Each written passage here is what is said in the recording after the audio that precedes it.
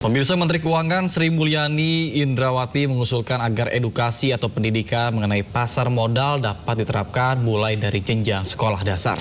Ya, menurut Sri Mulyani, pemahaman tentang pasar modal yang diajarkan sejak dini dapat meningkatkan literasi keuangan generasi muda dan mendorong diversifikasi tabungan masyarakat ke pasar modal.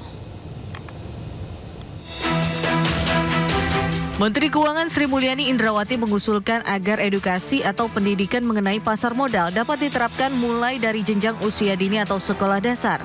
Usulan Sri Mulyani ini disampaikan saat membuka perdagangan perdana Bursa Efek Indonesia tahun 2025.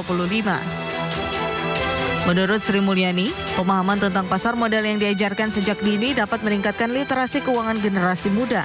Menurutnya, edukasi dini bisa menjadi langkah awal untuk mendorong diversifikasi tabungan masyarakat ke pasar modal. Sekarang seharusnya ini sudah mulai diajarkan bukan di tingkat mahasiswa lagi, tapi bahkan di tingkat sekolah dasar. Sehingga mereka menjadi getting familiar with dengan bursa efek. Dan ini hanya bisa dilakukan kalau kita juga bersama-sama. Nanti masuk ke kurikulum, bagaimana cara penyampaiannya, dan bagaimana mereka merasa terbiasa dengan transaksi.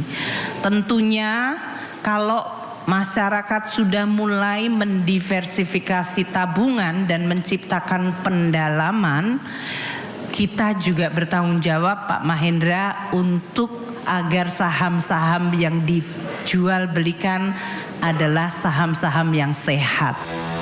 Sementara itu, Otoritas Jasa Keuangan menyambut positif usulan Menteri Keuangan yang meminta pendidikan pasar modal dapat diterapkan mulai dari jenjang usia dini atau sekolah dasar. Kepala Eksekutif Pengawas Perilaku Usaha Jasa Keuangan, Edukasi dan Perlindungan Konsumen OJK, Friderika Widiasari Dewi mengatakan, di negara anggota OECD seperti Australia, Austria, Belgia, Kanada, Chile, Kolombia dan Kosta Rika sudah melakukan edukasi terkait keuangan dan sudah masuk ke dalam kurikulum sekolah.